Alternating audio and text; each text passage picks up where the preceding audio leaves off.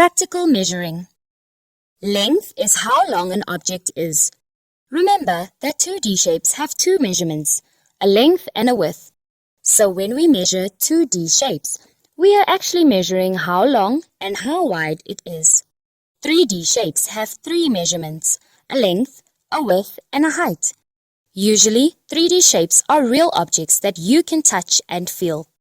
So when we measure 3D shapes, we are actually measuring how long, how wide, and how high it is. Shapes are smaller, so we measure them in millimeters and centimeters using a ruler. We can use a meter stick to measure the sides of bigger shapes that are up to 1 meter. The symbol for millimeters is mm.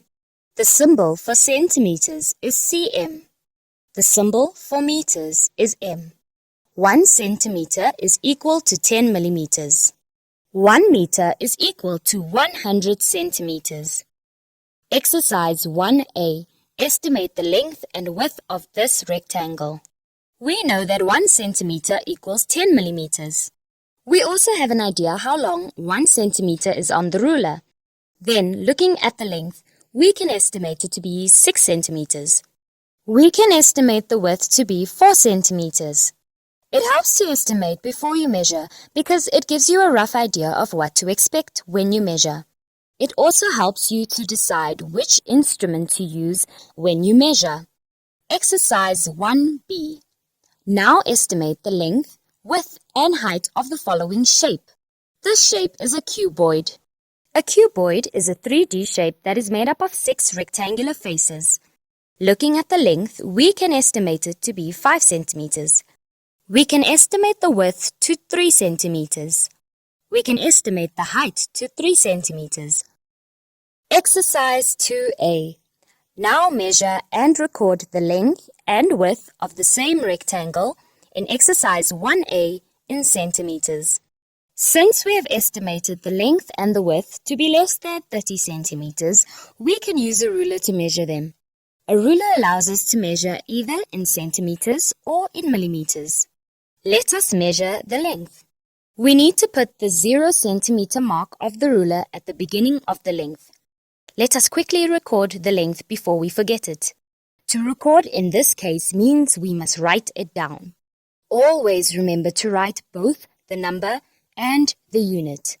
Now let us measure the width the same way and then write the measurement down. Check how close measurements are to our estimations in exercise 1A. Now measure and record the length, width, and height of the same cuboid in exercise 1B in centimeters. Since we have estimated the length, width, and the height to be less than 30 centimeters, we can use a 30 centimeter or 15 centimeter ruler to measure them. Let us measure and record the length. Remember that we need to put the 0 centimeter mark of the ruler at the beginning of the side we want to measure. Let us quickly write the length down before we forget it. Lastly, let us measure the height and then write it down. Check how close measurements are to our estimation in exercise 2A. When we measured the rectangle, we found that the length was 8 centimeters and the width was 6 centimeters. When we measured the cuboid, we found that the length was 7 centimeters, the width was 5 centimeters, and the height was also 5 centimeters. Now compare and order 8 centimeters, 6 centimeters in ascending order. Let us compare 8 centimeters and 6 centimeters. 8 is greater than 6. So 8 centimeters is greater than 6 centimeters. We can also say 6 centimeters is smaller than 8 centimeters. In ascending order, 6 centimeters, 8 centimeters.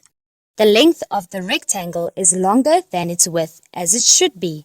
Now compare and order 7 centimeters and 5 centimeters from the cuboid in ascending order.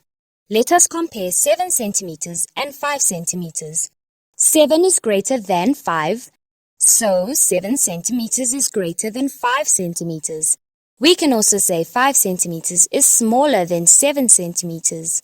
In ascending order, 5 centimeters, 7 centimeters. The length is longer than both the width and the height. Need more help? Ask Mathskey to make it easy.